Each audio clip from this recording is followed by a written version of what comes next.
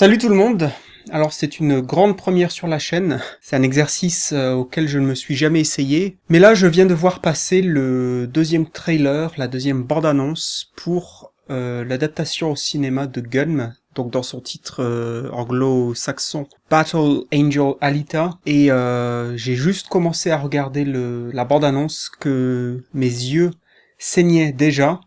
Dès les 30 premières secondes, j'ai vu vraiment beaucoup de choses qui m'ont tout de suite très agacé, étant moi-même un très grand fan du manga. Pour la petite histoire, Gun fait partie des tout premiers mangas que j'ai lus, donc il y a plus de 20 ans maintenant. Ça a été pour moi une révélation et peut-être que si j'avais pas lu Gun à l'époque, je serais pas tombé dans les mangas à ce point-là. Donc c'est un manga que je connais très bien, que j'ai lu à maintes reprises. Donc là, en voyant la bande-annonce, je me suis dit, il faut vraiment en parler et essayer de voir quels sont les problèmes potentiels. Alors évidemment, ça ne reflète que mon avis, et évidemment, on ne peut pas juger un film avant même qu'il soit sorti. Donc là, il s'agit simplement de parler de la bande-annonce, mais en tout cas, la bande-annonce est assez longue, c'est la deuxième bande-annonce, donc ça nous donne quand même un bon aperçu de ce que devrait être le film. Donc ce que je vais faire, c'est que je vais regarder le trailer, mais ce que je vais faire, c'est que je vais pas mettre le trailer en entier dans cette vidéo-là, parce que déjà par rapport aux droits d'auteur, etc., ça serait assez compliqué pour moi. Et puis je pense que pour vous, ça serait assez ennuyeux de me regarder moi en train de regarder le trailer. Donc ce que je vais faire, c'est que je vais regarder le trailer en live pour moi, mais que à chaque fois que j'aurai quelque chose à dire, je vais arrêter et je vous montrerai ma réaction par rapport à ça, je vous dirai quelles sont mes pensées par rapport à ça. Je vous conseille d'aller voir le trailer avant de regarder cette vidéo, comme ça vous pourrez vous faire votre propre avis, et puis revenir ici et qu'on puisse en discuter ensemble. Voilà, j'espère que c'est assez clair, et c'est parti, on s'accroche.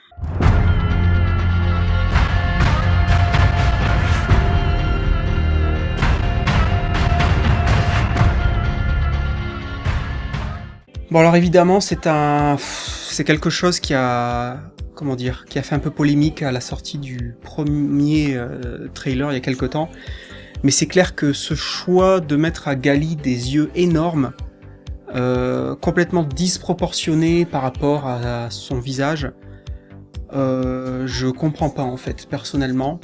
Alors je sais que dans le manga elle a des yeux assez grands, mais je veux dire ça ressort pas à ce point-là, et surtout que on est dans le contexte d'un manga, donc c'est quelque chose qui est tout à fait classique, attendu et traditionnel. Et là on a un personnage avec des yeux complètement disproportionnés, alors que tous les autres personnages, en tout cas dans la majorité, sont des vrais acteurs, des vrais êtres humains, et donc évidemment avec des yeux tout à fait proportionnés par rapport à leur visage. Du coup, en fait, je comprends pas du tout ce choix. Est-ce que c'était parce qu'ils ont envie de transmettre plus les sentiments, les émotions du personnage? J'avoue que je comprends pas. C'est un choix, si vous avez des infos là-dessus, éclairez-moi. Alors là, sur ce plan donc qui nous montre la décharge, le monde extérieur, et ce qu'on devine être les points d'ancrage de Zalem.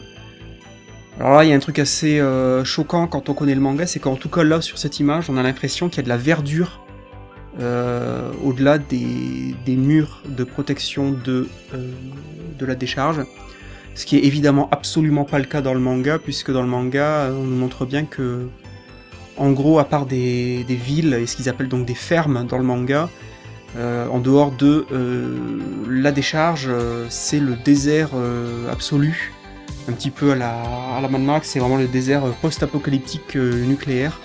Donc là je sais pas trop où ils sont allés chercher cette verdure, en tout cas on a l'impression que c'est de la verdure.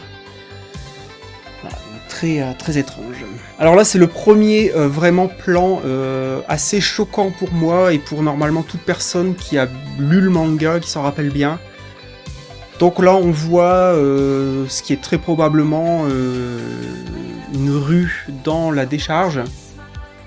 Mais alors, on me montrerait cette scène-là et on me dirait pas qu'il s'agit du film Gun, je serais incapable de le deviner. Il y a tellement de problèmes au niveau de la fidélité par rapport au manga. La décharge, dans le manga, c'est un endroit extrêmement dangereux, c'est un endroit qui est rempli de junkies, de drogués, de prostituées, de tueurs en série, de cyborgs à tous les étages. Et les êtres humains qui sont entre guillemets encore 100% humains sont en fait extrêmement rares. C'est un endroit vraiment extrêmement glauque, lugubre, enfin vous iriez pas y passer vos vacances. Et là, qu'est-ce qu'on nous montre? On nous montre une ruelle baignée de lumière avec des couleurs très vives. Il y a du bleu, il y a du rouge, il y a du jaune, il y a du vert. Alors là, vous pourrez dire, ouais, mais tu pinailles un peu, mais si c'était que ça serait rien. Mais je vous invite vraiment à faire attention dans cette scène à la population qui habite donc la décharge. Qu'est-ce qu'on a là? En fait, on a à 95% des êtres humains parfaitement normaux qui sont habillés en petite chemise, en short. À gauche, vous avez un mec habillé en petite chemise en short. À droite, vous avez 2 femmes avec des sacs. Elles sont en train de faire du shopping ou je sais pas quoi. Là, comme ça, dans la foule, j'aperçois 2, peut-être 3 personnes qui semblent avoir des espèces de prothèses au niveau du bras. Et encore, je suis généreux, enfin, c'est très difficile de les distinguer. Les gens, en plus, ils sont habillés de manière complètement normale, et ils sont habillés comme des gens de l'année 2018, quoi. Alors qu'on est censé être dans un futur très lointain, post-apocalyptique. Les mecs, ils se baladent en chemisette et en short, quoi. Donc voilà, donc là c'est complètement raté au niveau de l'immersion, quoi, et au niveau du respect du manga. Exactement le même problème, peut-être encore plus visible là. Pareil au niveau des couleurs, c'est des couleurs pétantes. Il a l'air de faire beau, il y a du soleil. Les gens sont habillés absolument pas de manière futuriste, à part un mec au premier plan à gauche qui a un bras mécanique, et puis le véhicule du mec qui est avec Gali, qui fait un petit peu évidemment futuriste, mais le reste, à droite, vous avez cette femme avec son petit pull jaune, sa petite robe, son petit sac. Qu'est-ce qui se passe, quoi? Enfin, il est où le futur? Elle est où l'ambiance à la Blade Runner, quoi? C'est complètement n'importe quoi. Pareil au niveau des couleurs, c'est beaucoup trop joyeux. Enfin, à gauche, vous avez un mec avec un t-shirt bleu qui est bien joyeux, un mec avec sa petite chemise orange. Enfin, elle est où l'ambiance de danger permanent, de danger à tous les coins de rue, de la décharge de Gunm? Il n'y a pas là. Enfin, c'est le jour et la nuit, quoi. C'est dingue.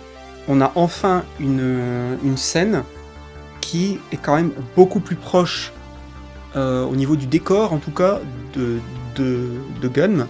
Donc on a une ruelle sombre, malfamée, où on a vraiment une impression de danger latent. Voilà. Bon, après, par contre, au niveau des effets spéciaux de ce cyborg, je pense que ça fait très cheap, je trouve. Je sais pas, ça fait très très faux, je trouve. Bon, après, à voir si les effets spéciaux sont pas encore terminés, puisqu'il s'agit que de la bande-annonce.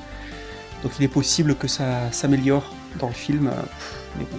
Alors c'est reparti avec le n'importe nawak et le non-respect de l'œuvre. On a cette scène là, alors je sais pas, peut-être c'est une scène de rêve, mais en tout cas ça a pas l'air d'être le cas, puisqu'on a plusieurs personnages présents. Et là on a une nature verdoyante, une chute d'eau, un lac, un ciel bleu. Bon, encore une fois, la question c'est, est-ce que vous avez lu le manga avant d'écrire votre bip de film? Qu'est-ce que c'est que cette nature intacte dans l'univers de Gunm, quoi? On est dans un futur post-apocalyptique et après une apocalypse nucléaire, quoi. D'accord. C'est gratuit. Voilà. D'accord, donc là on a une scène plus ou moins, moi qui me fait penser au dernier film Superman en date, où il trouve son vaisseau et il trouve son costume, etc. Je vois pas du tout ce que ça vient faire dans Gunm, et en plus c'est complètement n'importe quoi par rapport au manga. De mémoire, c'est pas du tout Gali qui trouve son corps je sais plus comment son corps s'appelle, je crois que c'est le corps de Berserker, il me semble. Je me rappelle plus qui exactement lui donne dans le manga, je sais plus si c'est Ido ou si c'est Destinova. Je crois que c'est Ido, mais j'en suis pas sûr, vous pourrez me le confirmer. Mais je suis à peu près sûr à 99% que c'est pas du tout Gali qui tombe sur un vaisseau spatial, ça j'en suis certain, et qui tombe sur le corps du Berserker, quoi. Là j'ai l'impression de voir un extrait d'un film de... Enfin je sais pas, ça me fait penser au film Power Rangers, où pareil, il tombe sur le vaisseau ou je sais pas quoi, ça me fait penser à Superman. Pourquoi avoir le besoin, comme ça, systématique, de ne pas respecter l'œuvre? C'est pas possible. C'est pas possible de pouvoir faire un film. En plus, Gunn, il y a 9 tomes. Je veux dire, vous les lisez sur 2 jours, quoi, et même sur, sur 3 jours, j'en sais rien. C'est pas Berserk, c'est pas Dragon Ball avec 42 tomes. C'est pas une œuvre, c'est une œuvre riche et dense, certes, mais c'est pas une œuvre longue. Donc comment est-ce que c'est possible de se dire, bah non, en fait, ce qui est dans le manga, c'est tout pourri, on s'assit dessus, faut rester poli, et puis on va faire notre truc à nous, quoi. Je comprends qu'il y ait besoin de prendre des libertés artistiques par rapport à une œuvre. Je comprends qu'on n'est pas obligé de suivre à la lettre le manga, mais pourquoi partir sur des trucs comme ça qui n'ont plus rien à voir avec l'œuvre d'origine? À ce moment-là, faites autre chose, faites un autre film de science-fiction, de cyberpunk ou je sais pas quoi, mais pas ça, quoi. En plus, là, sur cette scène-là, y a un autre truc qui m'agace beaucoup, c'est que c'est l'aspect ultra clean, ultra propre du film, enfin de la cinématographie, c'est super propre. Il n'y a pas un grain de poussière qui traîne. Encore une fois, Gunn, c'est dans un univers sale, délabré, post-atomique. C'est pas censé être, c'est pas de la SF clean à la Star Wars. Gunn, c'est pas du tout ça. Alors là, vous allez dire que je pinaille peut-être un peu, mais encore une fois, c'est très dommage. On pourrait avoir une belle vue sur la décharge et on nous montre un petit peu Zalem qui flotte au-dessus. Mais pourquoi, encore une fois, avoir mis ces couleurs chaudes, un peu criardes, un peu pétantes, de ce ciel rose orangé, qui est en fait, au final, qui pourrait être un très beau ciel. Le truc, encore une fois, c'est que ça ne colle pas du tout à l'univers du manga, qui est, encore une fois, qui est un univers extrêmement sombre, qui se passe très souvent la nuit.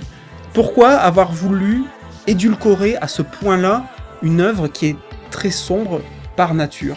Alors oui, j'imagine que c'est parce que, oui, vous comprenez, si c'était trop sombre, trop violent, on serait obligé de mettre un âge d'entrée au cinéma pour les gens qui ont plus de 16 ans, 18 ans, que sais-je encore. Et du coup, on ferait moins d'entrées. Ce qui, je pense, est complètement débile. Voilà. Alors là, on a un personnage qui, en tout cas dans la bande originale en anglais, qui dit que Gali, donc si je traduis, elle menace l'ordre naturel des choses. Cette phrase est complètement débile dans le contexte de Gunn. Il n'y a plus d'ordre naturel des choses dans un univers post-apocalyptique, cyberpunk, où les êtres humains qui sont encore humains à 100% sont extrêmement rares, où 9 habitants sur 10 sont cybernétisés, où il y en a, ils ont carrément plus de cerveau, ils ont une puce à la place du cerveau. Parler d'ordre naturel des choses n'a aucun sens dans l'univers de Gunn. Encore une fois, il faut vraiment ne pas avoir lu le manga pour sortir une ineptie pareille. C'est du n'importe quoi. Alors là, quand même, relevons pour une fois un point positif, entre guillemets, c'est que quand même, là, on voit qu'ils sont au Kansas Bar, qui est donc le bar des... j'ai oublié le nom exact dans le manga, des chasseurs de primes, les Hunter Warriors, ou quelque chose comme ça, j'ai oublié le nom exact. Mais donc là, on a enfin une référence au manga. Il était temps, j'ai envie de dire. Alors là, encore une fois, vous allez dire que peut-être je pinaille, mais moi j'ai remarqué quelque chose d'assez étrange dans le décor. Et d'ailleurs, on peut voir ça dans d'autres scènes de ce trailer. Là, on se trouve, il semblerait devant le Kansas, puisqu'on peut voir quelques lettres du Kansas Bar. Sauf que, si vous regardez bien, c'est quand même extrêmement étrange que ce Kansas Bar soit dans un bâtiment, a priori un vieux bâtiment en pierre, avec une belle architecture. Gunn, c'est un manga post-apocalyptique, cyberpunk, post-atomique, où la civilisation est détruite, et la décharge, c'est un taudis à ciel ouvert, qui est fait de ferraille, de métal, etc., de rouille, de tout ce que vous voulez, mais qui est pas, où on trouve pas normalement des bâtiments comme ça, des beaux bâtiments, avec une belle architecture, et surtout en pierre. Alors là, je sais pas du tout ce qui se passe. On voit Gali qui, a priori, affronte une espèce de robot géant arachnide ou je sais pas quoi, qui me fait penser un petit peu au robot dans Robocop, donc le tout premier film. C'était le Ed 209, je crois, quelque chose comme ça à l'époque, ou à la limite une variante d'un Terminator. Mais j'ai aucun souvenir que dans Gun, Gali affronte comme ça des robots géants. Alors peut-être que c'est moi qui ai la mémoire comme du gruyère. Ah mais j'ai compris en fait. Le problème, c'est pas qu'ils ont pas lu Gun, c'est qu'ils sont en train de confondre avec Ghost in the Shell. Parce que là, moi, cette scène, elle me fait penser, attention spoiler, spoiler pour Ghost in the Shell, vous êtes encore là, attention spoiler pour la fin de Ghost in the Shell le manga, et non le film en fait. Cette scène me fait penser, moi, à la fin donc de Ghost in the Shell, où le Major Kusanagi affronte seul une espèce de tank arachnide. C'est exactement cette scène-là. Mais qu'est-ce que ça va faire dans Gun? J'ai aucun souvenir qu'il y ait ce passage-là dans Gun. Et moi, ça me fait penser vraiment à Ghost in the Shell. Donc c'est peut-être ça, les mecs, en fait, ils se sont plantés de manga. Ils sont en train d'adapter Ghost in the Shell, mais ils ont interverti les titres des mangas, en fait. Bon, bah écoutez, voilà, c'est vraiment une vidéo improvisée, c'est juste pour pousser un petit peu une gueulante et voilà, qui sert à rien, mais je comprends toujours pas cette volonté systématique de bousiller en fait le peu de mangas qui sont adaptés au cinéma. Après la catastrophe du siècle qui était Dragon Ball Evolution, qui est un des pires films de l'univers selon moi et qui viole dans tous les sens du terme le manga Dragon Ball. Bon là ça a l'air d'être quand même pas à ce point-là du non-respect de l'œuvre. On reconnaît quand même certains personnages, on reconnaît des passages, on reconnaît des scènes, mais dans la globalité ça a l'air quand même d'être très éloigné en tout cas de l'ambiance du manga.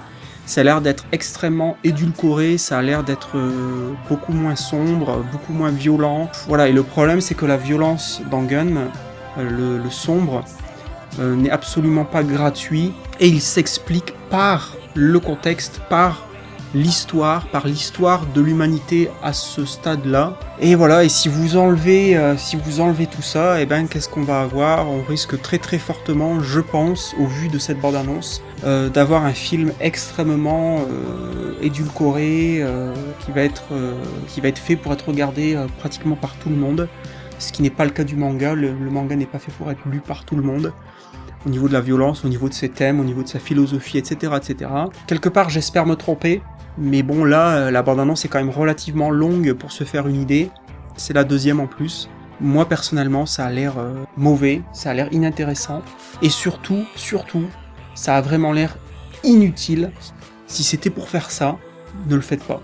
Ne le faites pas si c'est pour ne pas respecter à ce point-là l'œuvre d'origine. Et encore une fois, je comprends que si on veut adapter une œuvre, qu'on prenne des libertés artistiques, c'est pas ce que je suis en train de reprocher à ce film ou à cette bande-annonce. Je comprends qu'on ait envie de prendre des libertés artistiques, d'avoir une certaine liberté, je me répète, mais de pas vouloir adapter mot pour mot, case par case un manga en film. Mais de là à changer à ce point-là le sentiment, l'univers global, pour moi c'est... Pourquoi? Bon ben voilà, c'était les pensées à vif d'un vieux passionné de Gun. Gun qui est selon moi un des meilleurs mangas à ce jour. Si vous n'avez toujours pas lu Gun, le premier du nom, en 9 tomes, mais qu'est-ce que vous attendez, j'ai envie de dire. Et puis bah on verra bien ce que ce film donnera, mais pour l'instant, ça fait très peur. Allez, c'était tout pour moi, j'espère que cette vidéo un petit peu aléatoire vous aura plu. Et puis bah n'hésitez pas à me dire ce que vous avez pensé de cette bande-annonce.